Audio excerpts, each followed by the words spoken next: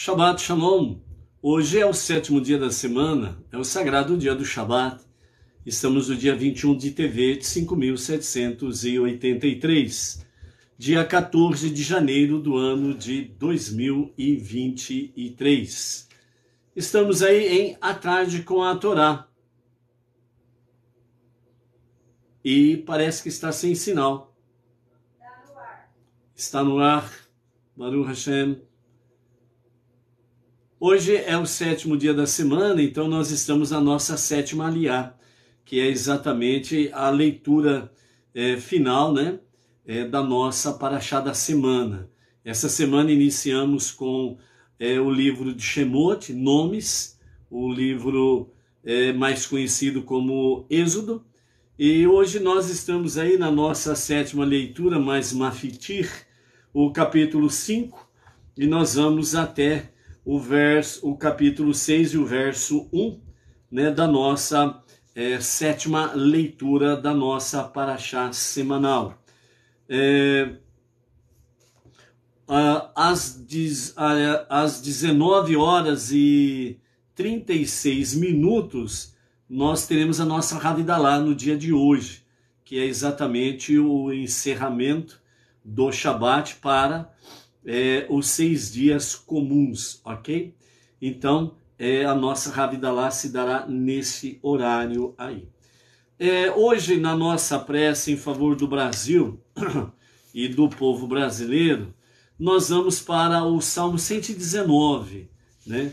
O Salmo 119, ele tem, entre vários aspectos, né, nos descreve o empenho por uma vida fiel e autêntica de acordo com a Torá, os 5 primeiros livros da Bíblia.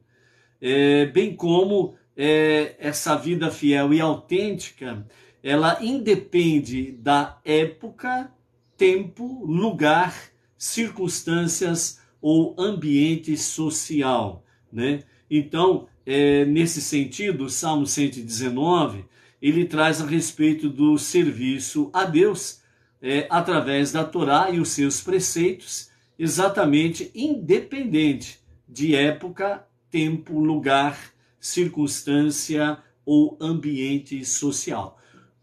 Resumidamente, todo tempo é tempo de servir a Deus, entendeu?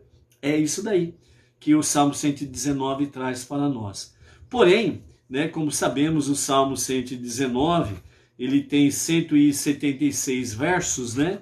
E eles são divididos em estrofes, ok?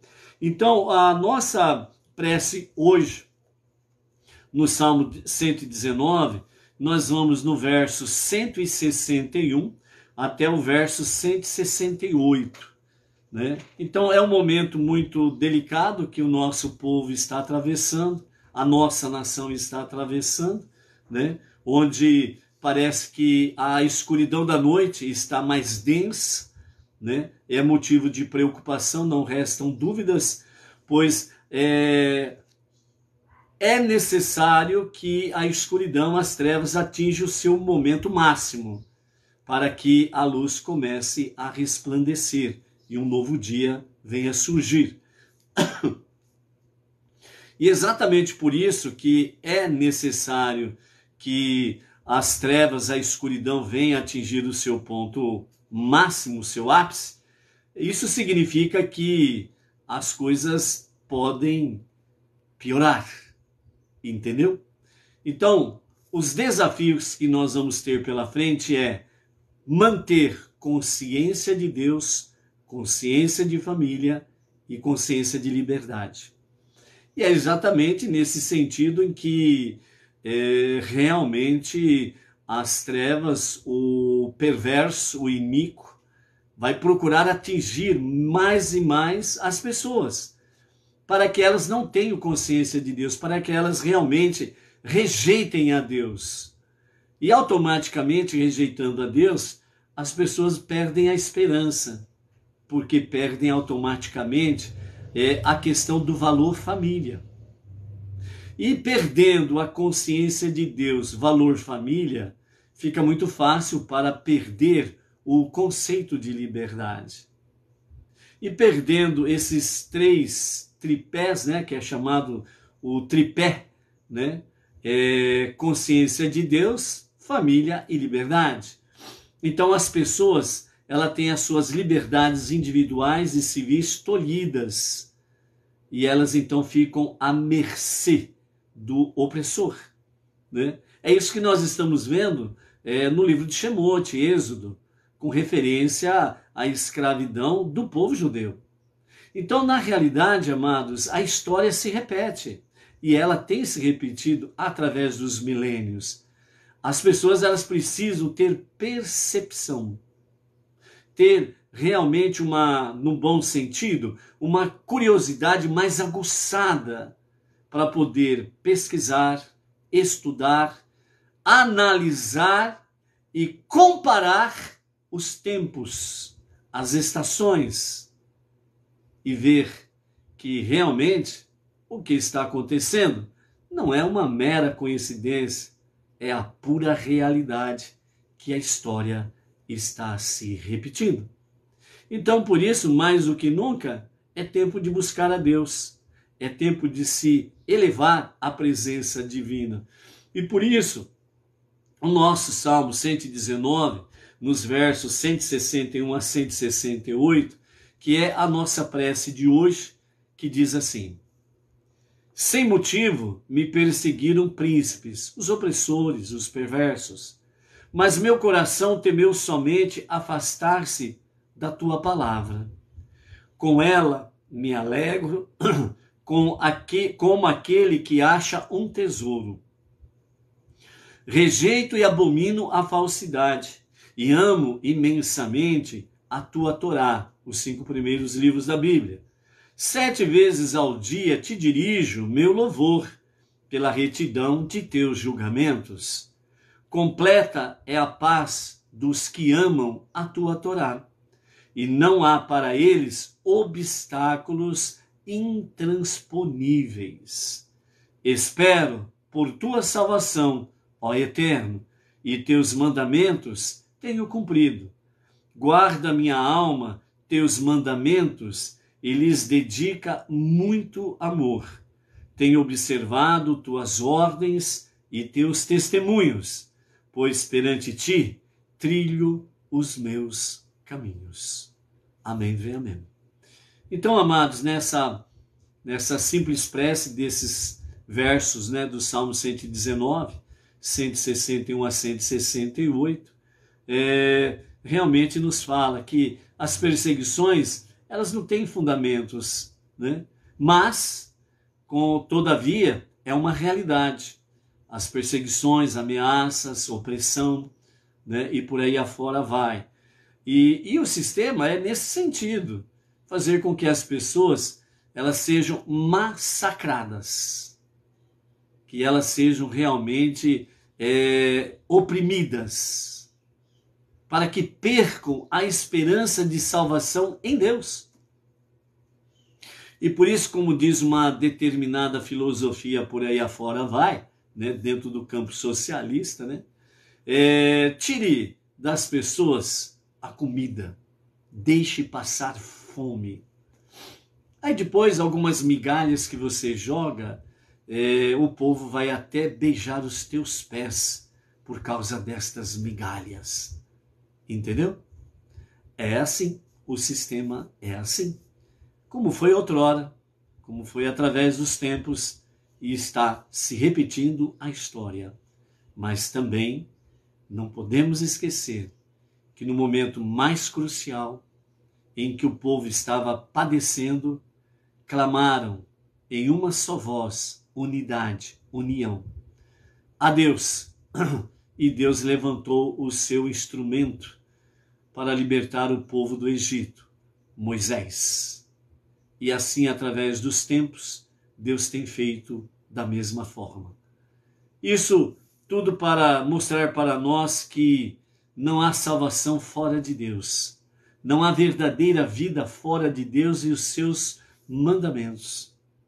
E isto é para que nós possamos, né, dentro dessas adversidades, que nós possamos cada vez mais realmente termos a experiência real e verdadeira, o quanto que nós dependemos de Deus para qualquer situação da nossa vida. E quando a Ele elevamos o nosso clamor, as nossas preces, Ele não nos deixa só e nem desamparado. Ele responde e envia as suas miríades dos seus malachim, dos seus anjos, para estarem junto com aqueles que o amam e amam a sua palavra e os seus preceitos. Então, por isso, seja qual for a situação, não perca a esperança. Alimente cada vez mais a sua confiança em Deus. Por quê? Porque mais cedo do que você possa imaginar, o lugar do perverso não se achará mais. E as iniquidades, as trevas e os seus efeitos, ações, também não se achará mais lugar. Mas o bem permanece para sempre, porque o mal tem data de validade de vencimento. Baruch Hashem? Ok, então é isso daí, amados. Então a nossa sétima aliá, ela está no capítulo 5, a partir do verso 1, e vamos até a leitura final no capítulo 6, verso 1. Temos aí então Moisés, ele vai encontrar-se pela primeira vez com o faraó, e depois do seu diálogo com o faraó, as coisas se complicam para o povo judeu.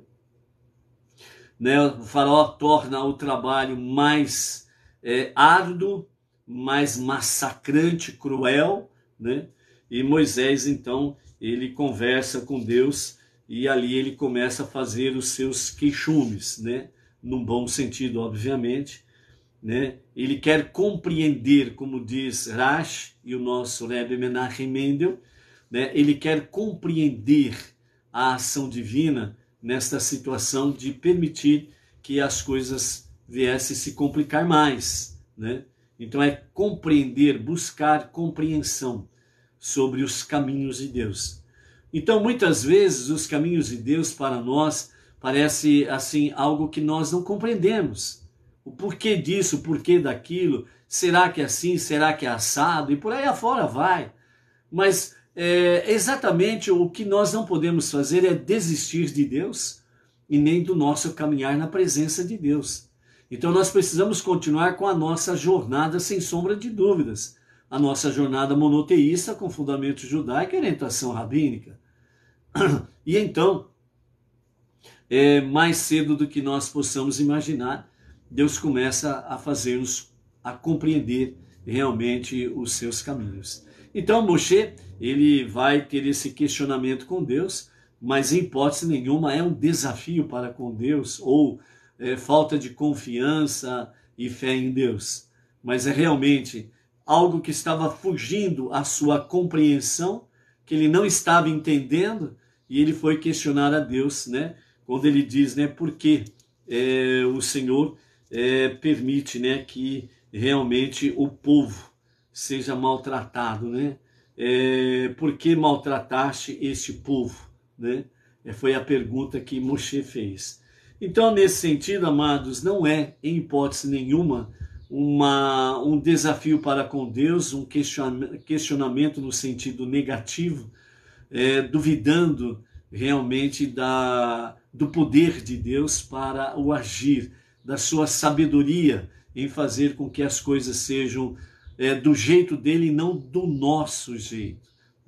Então, muitas vezes é interessante que você encontra em muitos meios religiosos por aí afora, que tem aqueles líderes, entre aspas, espirituais, que eles falam, que ele ordena a Deus que faça tal coisa, É realmente um absurdo, Então, Moshe, que ninguém é comparado a ele, realmente ele foi questionar a Deus para compreender realmente a justiça de Deus, a ação de Deus, E tem aí líderes religiosos que ficam, entre aspas, ordenando a Deus que faça isso, que faça aquilo, que faça a fumaça não sair pela chaminé, mas por debaixo da terra, que faz com que a chuva não caia de cima, mas que seja de baixo para cima, umas coisas absurdas por aí afora vai, Então é onde que nós precisamos ter uma certa percepção de que realmente não podemos esquecer a nossa posição como criaturas de Deus, né? Cacos de barro, como diz o profeta, né? E ele é o único Criador, o único Redentor, o único Salvador, né? Então não está em nós desafiar a Deus, em hipótese nenhuma, né? Então Moshe, ele nos dá um exemplo aqui de que ele quer, não é, o seu questionamento não é negativo, mas é um questionamento porque ele quer compreender a sabedoria de Deus, a justiça de Deus, o porquê realmente que ele permite com que o faraó venha fazer com que o trabalho do povo seja mais cruel, mais difícil, mais complicado, ok? Então, no início da nossa aliá de hoje, nós temos aí o primeiro encontro, né, em que Moisés e Arão vão à presença do faraó para conversar com ele, né, e levar aquele famoso recado do Eterno, né, que o Eterno disse a Moshe, fale ao faraó, deixa sair o meu povo, diz Deus, para que venha me servir, né? Então, antes dele se aproximar do faraó ou do salão onde o faraó ficava, né, para ter as suas audiências, então, segundo Urashi e os nossos sábios do povo de Israel, eles comentam aqui dentro do Talmud e da Mishnah alguns aspectos de algumas coisas que aconteciam, né, nesse sentido. Então, primeiramente, quando Moshe e Arão, né, se apresentaram diante do palácio do faraó e foram entrando, né, no palácio do faraó, então ali, segundo os nossos mestres, né, o palácio ele era guardado por animais selvagens, entre eles ursos ferozes e leões. Então, quem não era convidado ou quem não tinha permissão do faraó para se aproximar do palácio, então automaticamente os domadores, né, dessas feras, né, e juntamente com os místicos, né, do faraó, que mexia com o ocultismo e companhia limitada, né, então eles instigavam os animais contra aquelas pessoas. E esses animais ferozes, entre eles os ursos e os leões, eles simplesmente devoravam as pessoas que se aproximassem dali do palácio sem serem convidados ou sem ter a permissão do faraó para se aproximar. E quando Moshe e Arão chegaram para ter essa audiência com o faraó, eles não foram convidados. Eles se convidaram. E eles foram ao faraó, né? Então, quando eles chegam ali na entrada do palácio, ali estão então ursos e leões ferozes.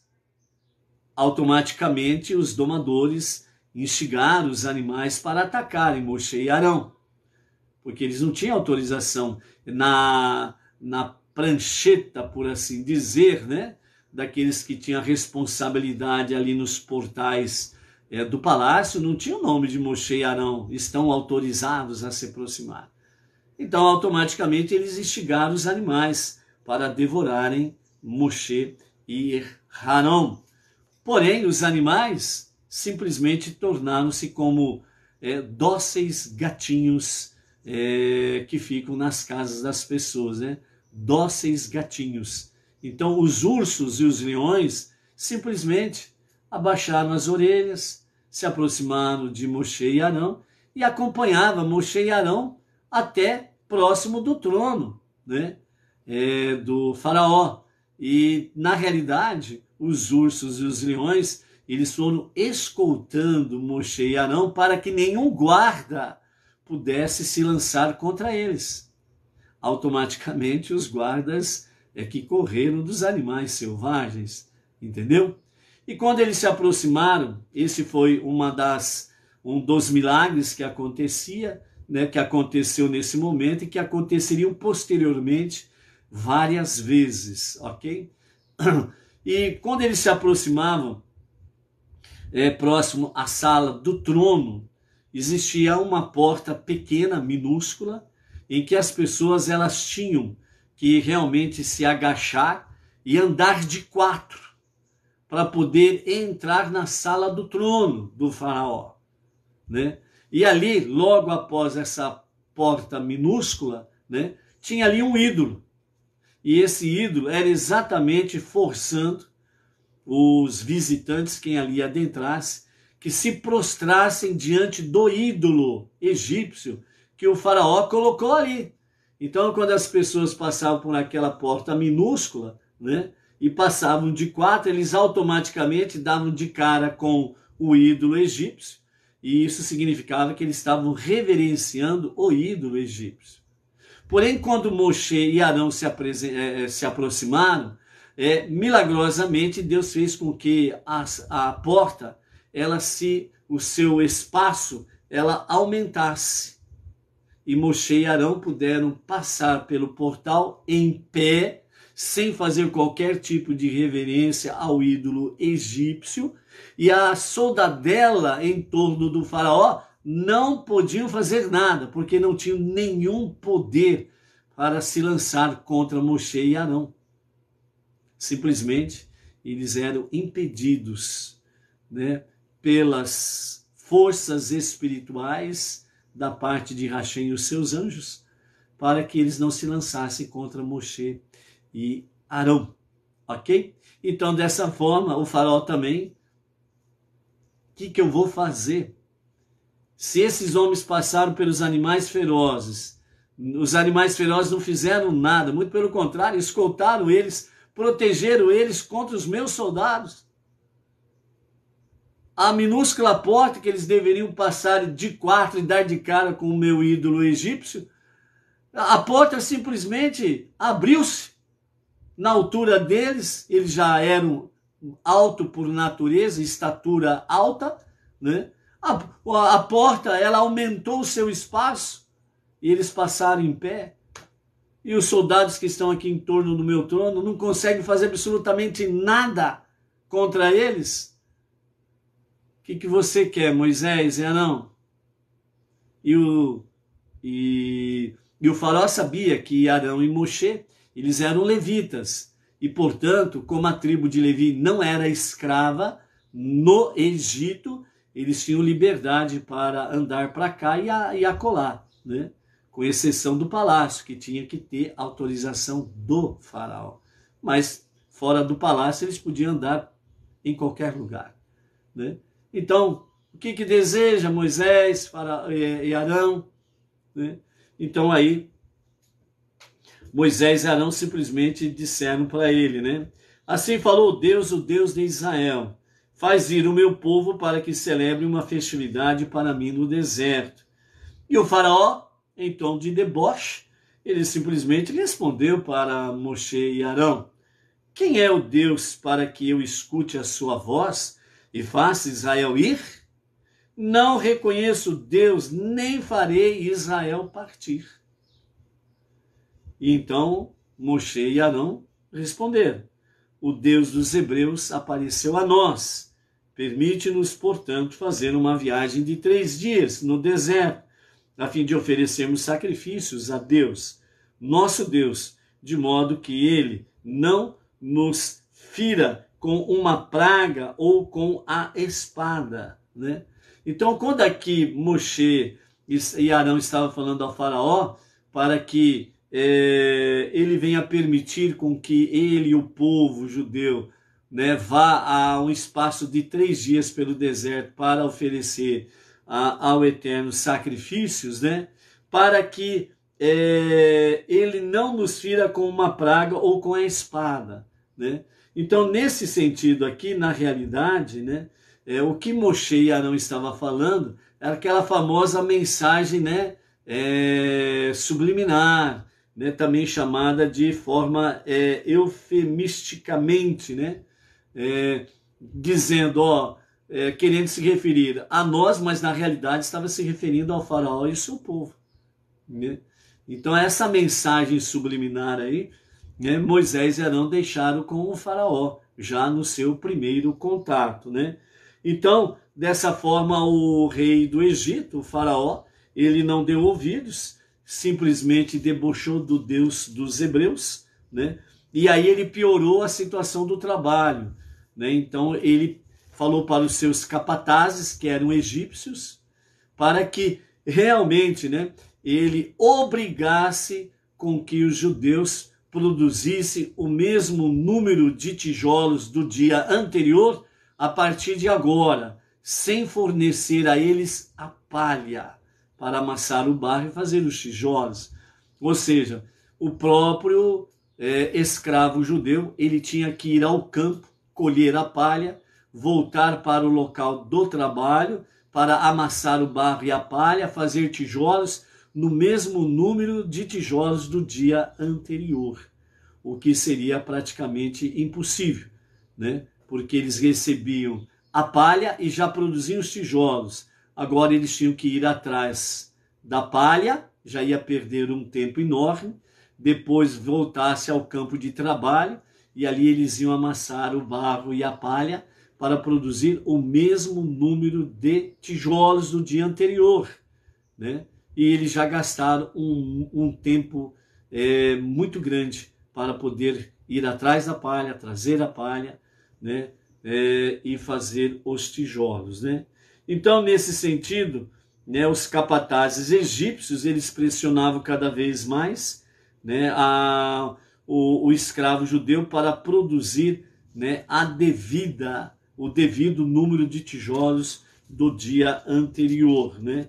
E além dos capatazes que faziam pressão sobre o escravo judeu, tinha o intermediário, que eram os feitores. Esses feitores eram judeus do próprio meio do povo judeu, que ficava no intermediário entre o povo judeu e os capatazes, né? Então, esses feitores eram que estavam ali diretamente com o povo, né, obrigando-os a trabalhar o mais rápido possível para fabricar o mesmo número de tijolos.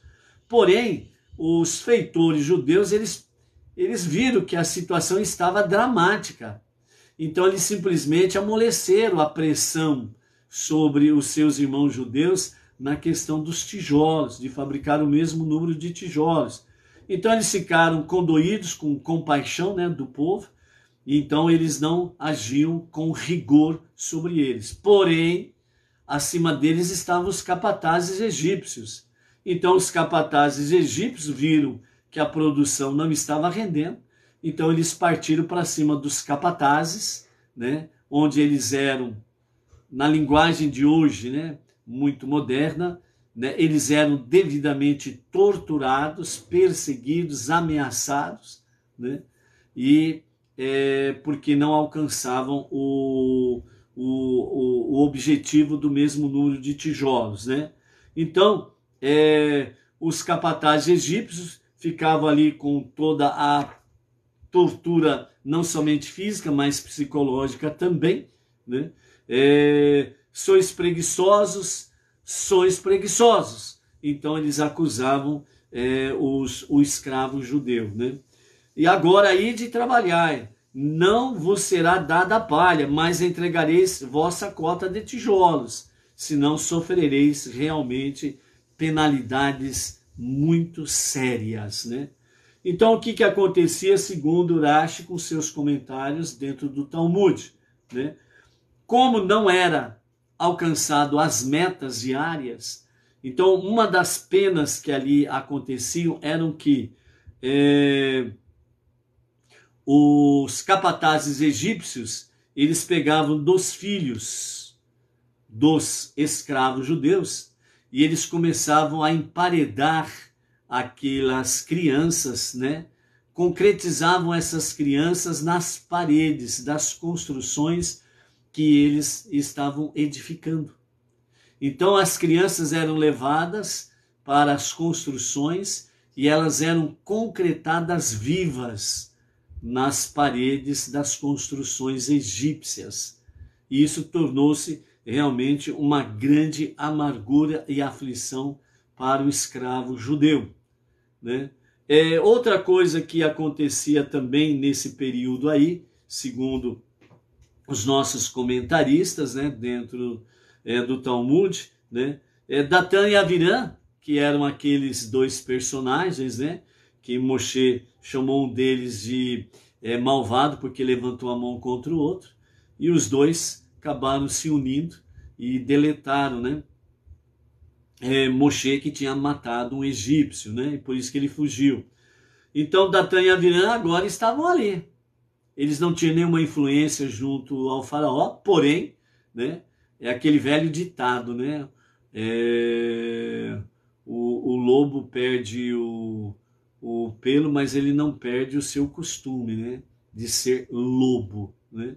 Então Datã e Abiram se aproximaram de Moshe e Arão e de forma a espezinhá-los, né, menosprezá-los diante de todos, né. Então eles disseram a Moshe e Arão, que Deus se revele a vós e vos julgue, pois nos tornaste detestáveis, né, detestáveis aos olhos do faraó e os seus servos, fornecendo-lhes uma espada para matar-nos, né. Deixai-nos em paz para que sirvamos os egípcios, né.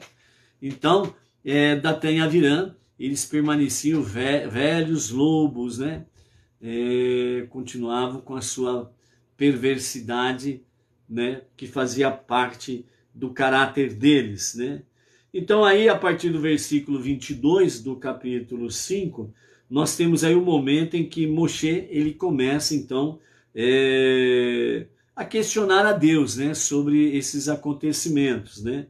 Porque Moshe voltou-se a Deus e disse, ó Deus, por que maltrataste este povo? Né? A situação ficou tão crítica que os egípcios estão encerrando os filhos dos israelitas nas paredes das edificações, quando eles não cumprem a sua cota diária de tijolos. E por que me enviaste? Se o que está acontecendo desde que eu cheguei, né, e tenho falado em teu nome, as coisas pioraram para o povo, né? Então, é assim que tu nos redimiste, teu povo, né? Então Deus disse a Moshe, né? Agora verás o que farei ao faraó, que por causa da minha mão forte ele os fará ir, os fará sair forçosamente de sua terra, né? Então, nesse sentido aqui, né, segundo os comentários dos nossos mestres, né, falam que Moshe, ele questionando Deus sobre essa questão, né? Então nós temos aí a questão dos filhos, dos escravos, que eram emparedados, concretados, né, nas paredes das construções. Tem uma outra, um outro comentário também que os mestres trazem, em que o faraó ele estava cometido de uma doença muito grave, e ele então mandava matar as crianças judias e pegava do sangue delas para que ele, na sua banheira, pudesse tomar banho no sangue das inocentes crianças, para que as dores, as terríveis dores que ele tinha devido à sua doença, essas dores fossem amenizadas. Então vejam bem que o faraó, de uma forma ou de outra, estava assassinando as crianças, né? Estavam assassinando as crianças. E nós vemos, né, trazendo um paralelo com isso, que o faraó, que representa o sistema perverso, cruel, o sistema em que quer tirar das pessoas a consciência de Deus, família e liberdade, eles usam métodos semelhantes do passado. Eles usam métodos com mais requintes de crueldade, né?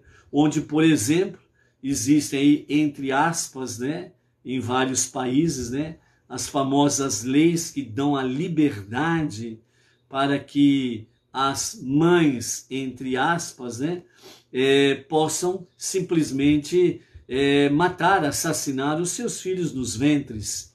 Crianças inocentes, sem poder nenhum de defesa, né? E assim faz com que elas tenham entre aspas, a liberdade. Isso eles chamam de liberdade. A liberdade de fazer a coisa certa, correta e justa, eles já chamam de outros nomes, né? Nomes bem perversos, por aí afora vai. Mas, entre aspas, né? Esses tipos de assassinatos e coisas semelhantes, eles chamam de, entre aspas, de liberdade, né? Liberdade. E aí então, amados, né, os dias atuais se muda, o sistema é o mesmo, se mudam os personagens e muda-se muitos métodos, né, para que as crianças elas sejam emparedadas ou mortas de alguma forma. Então, por isso, os pais precisam ter muito temor a Deus para não entregar os seus filhos, né, às mortes absurdas por aí afora vai, né? Hoje nós temos internet, e hoje tem na internet o que você quiser encontrar, tem lá. Tem para todos os gostos, né? Sejam bons gostos como péssimos gostos, mas tem lá. Internet é esse negócio aí.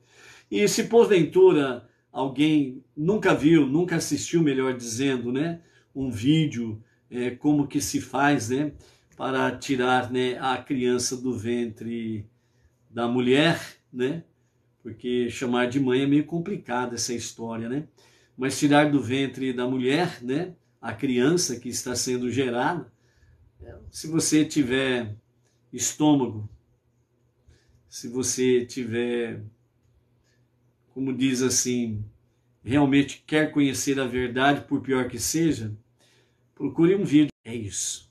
Quão terrível é isso. Ok? Não vale a pena. Não vale a pena. Ok? Então, né, amados, nesse sentido aí, o sistema sempre está procurando fazer com que as pessoas percam consciência de Deus, família e liberdade. A partir do versículo 22, né, em que nós estamos aí no capítulo 5, Moisés, então, ele vai questionar a Deus no sentido de procurar compreender realmente o porquê do agir de Deus sobre isso daí, né?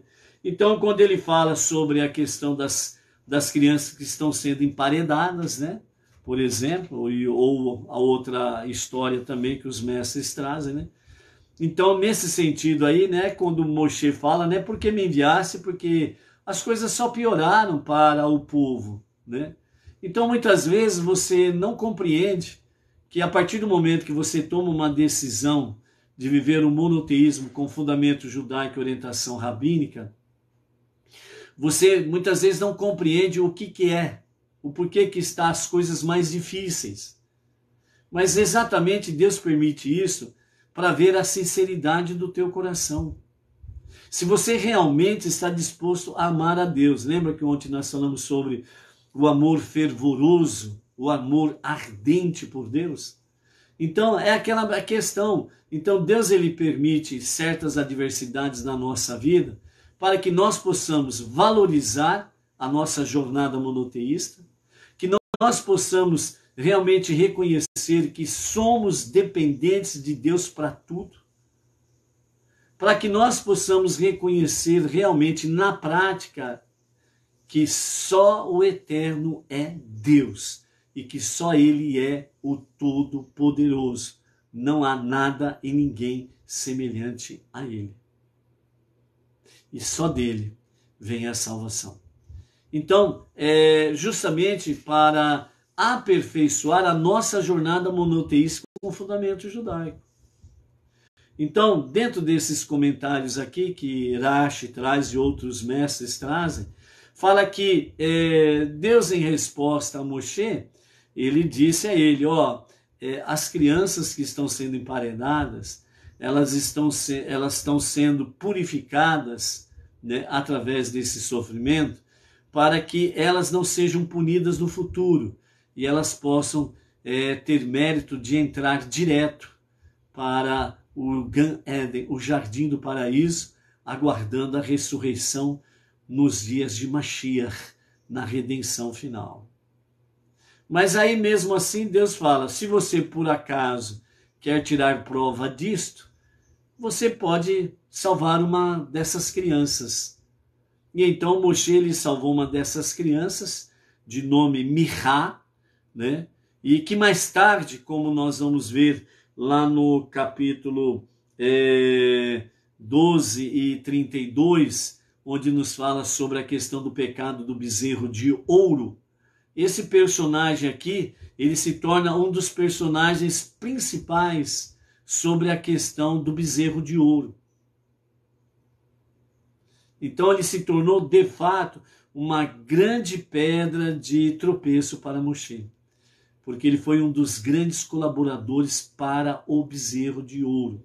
Nós vamos ver lá nos capítulos 12 e 32, mais aqui na frente, certo?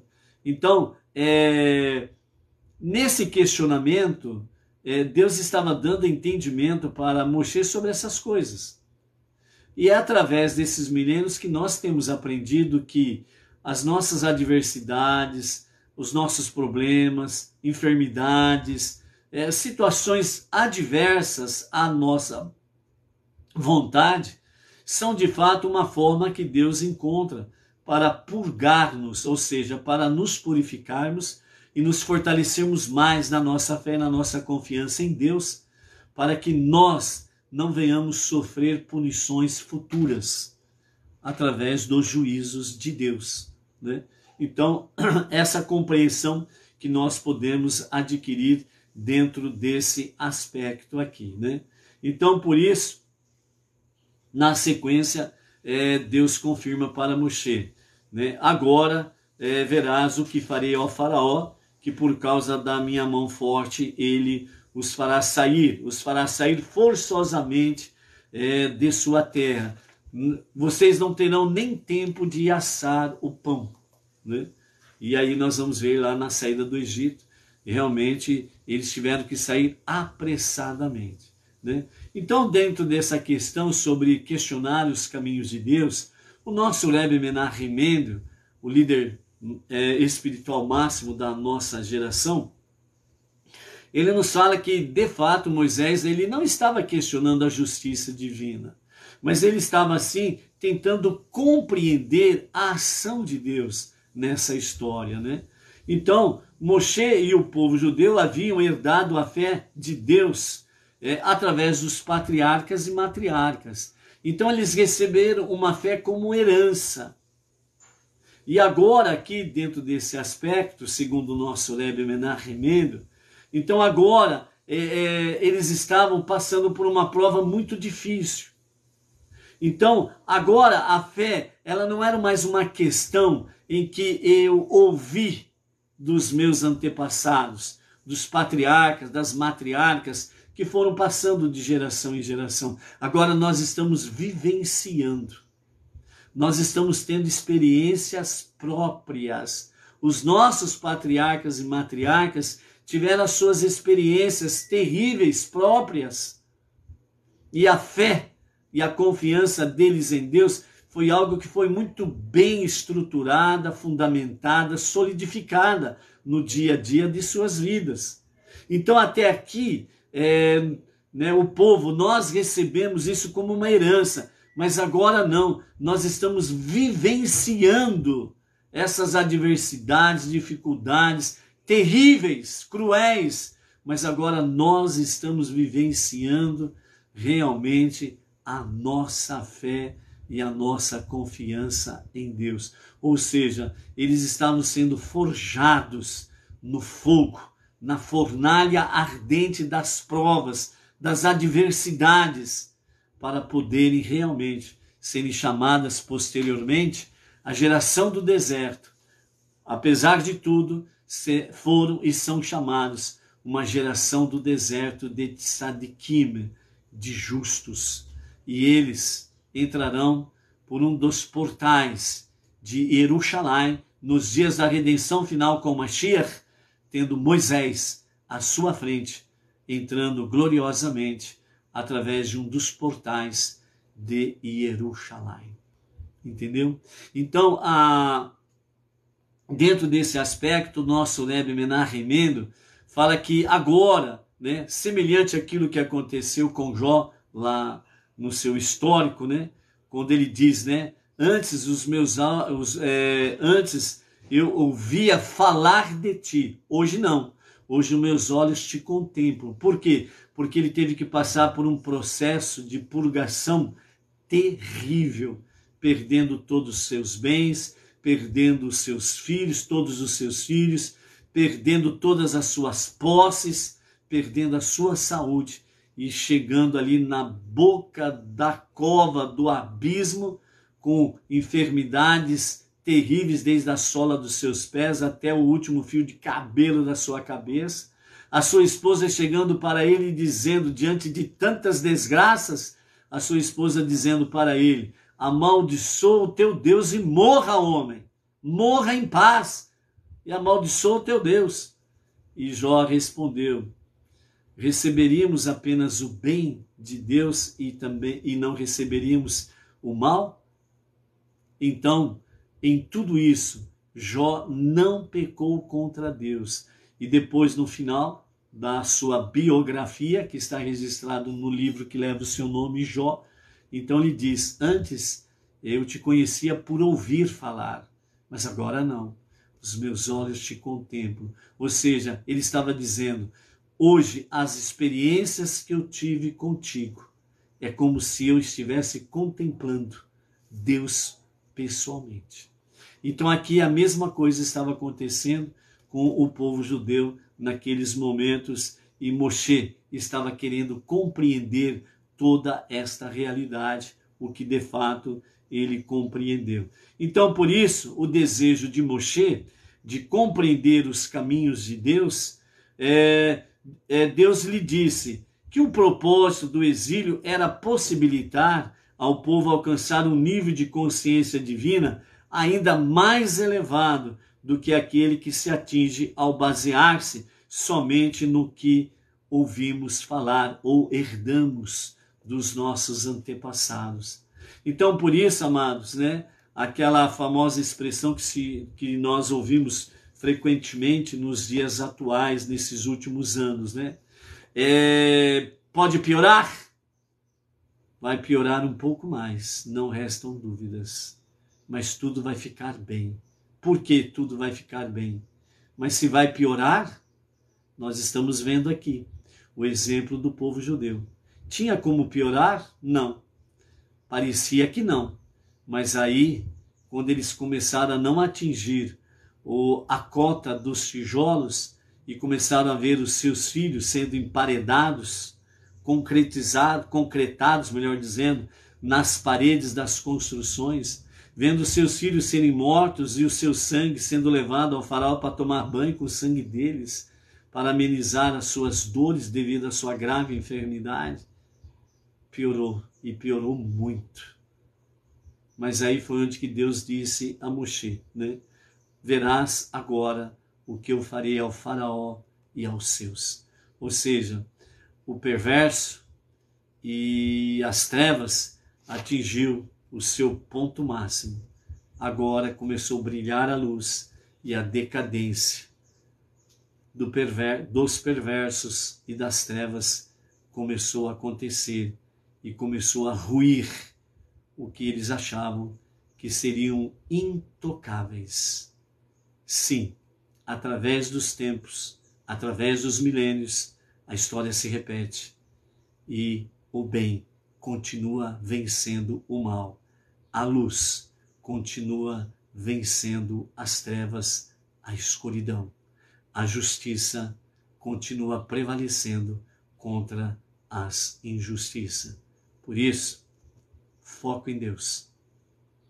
Compreender os caminhos de Deus naquilo que você não está entendendo, o porquê disto e daquilo na sua vida, ou porquê disso e daquilo para com o nosso povo, é para buscar mais e mais, com mais amor ardente, ao único Deus, ao único Criador, ao único Redentor, ao único Salvador.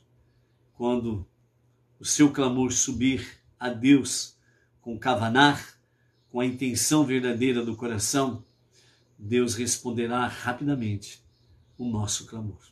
Por isso, confie.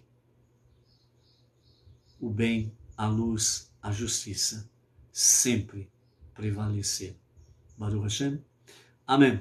A partir das 19h36, nós estaremos transmitindo diretamente da Sinagoga Bnei Noa, Bauru, região, para o Brasil e para as nações, ali na Sinagoga Benei Noah Jardim Silvestre 2, né? Estaremos aí então transmitindo a nossa Havdalah, o momento da separação do sagrado dia do Shabat para os 6 dias da semana.